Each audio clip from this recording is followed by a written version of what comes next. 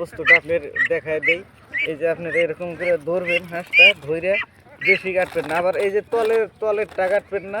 তলেরটা কাটলে কিন্তু হাঁসের ক্ষতি হয়ে যাবে। এই যে উপরকার মালটা যা আছে এতটুকু পরিমাণ আপনারা কাইটা দিবেন। এই যে কাইটা দিলাম, অল্প বেলাট বাড়াবো, কিন্তু এটা যেন কিছু মনে করেন না, অল্প টাইম পরে ঠিক হয়ে যাবে। যা হ্যালো বিয়স, আসসালামু আলাইকুম। যে যেখান থেকে দেখতেছেন আশা করি সবাই ভালো আছেন। ওই দিন একটা ঠোঁট কাটার ভিডিও বানাইছিলাম, অনেকজনে অনেক ধরনের কমেন্ট করছেন। তো ঘটনা হলো ভাই, আমি ভিডিওটা অ্যাকচুয়ালি তো বানাইছি আপনাদের ভালোর জন্য। অনেকজনে কষাই বলেছেন, অনেকজনে অনেক ধরনের বলেছেন, কতজনে ভালো বলেছেন।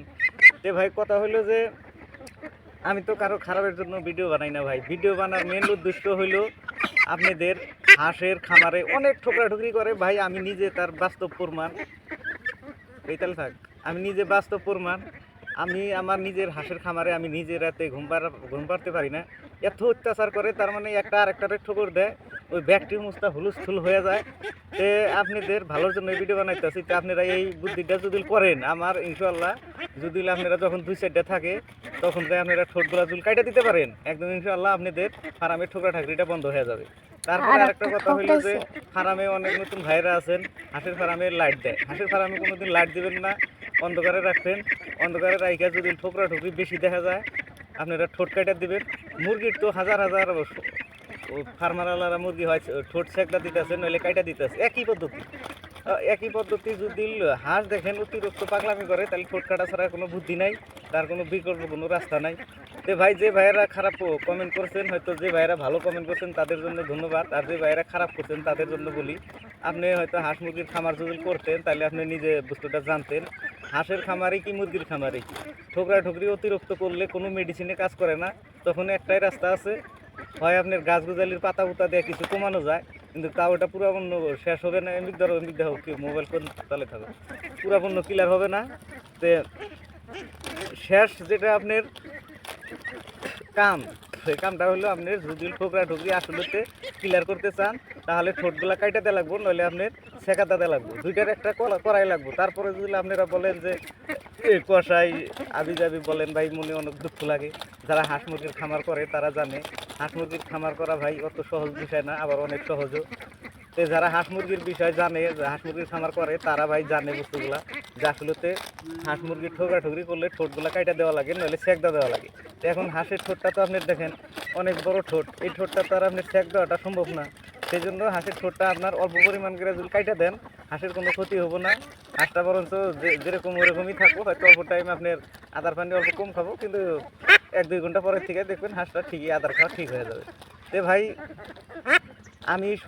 আমি যতদিন ধরে চ্যানেল খুলছি একটা বস্তু আপনাদের গ্যারান্টিটা বলতে পারবো, আমি যতগুলো ভিডিও বানাইছি কোনো দিন আপনাদের খারাপের জন্য বানাই নাই, হয়তো মেডিসিন পাবো।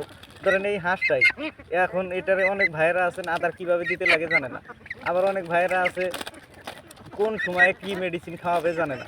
তো এইগুলো বলা আমার যদি অপরাধ হয়ে থাকে ভাই, তাহলে আপনারা আমার খারাপ কমেন্ট করবেন। আর যদি লিখলে যদি ভালোর জন্য আমি করে থাকি তাহলে সবাই ভালো কমেন্ট করবেন।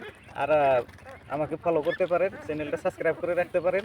আর কারো যদি হাঁস মুরগির বাচ্চা লাগে আপনারা ফোন করতে পারেন, ডাইরেক্টলি একদম অরিজিনাল লোকাল হাঁসের বাচ্চা পাবেন।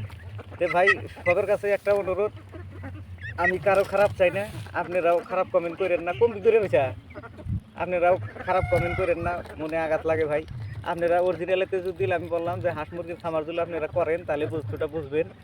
হাঁস মুরগি ঠোকরাঠুকি করলে আসলেতে হাঁস মুরগির ঠোঁট কাইটা দিতে হয়, নইলে আপনার সেকদা দিতে হয়। এটা হলো কমন বস্তু হাঁস মুরগির। তো সবাই ভালো থাকবেন, আল্লাহ হাফিজ।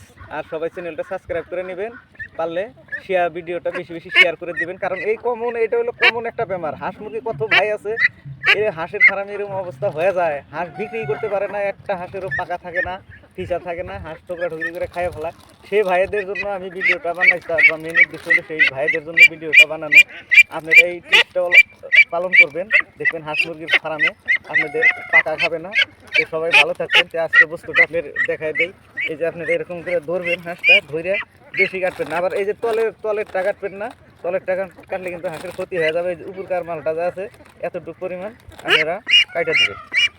এই যে কাইটা দিলাম, অল্প বেলাট বাড়াবো, কিন্তু এটা যেন কিছু মনে করেন না, অল্প টাইম পরে ঠিক হয়ে যাবে। যা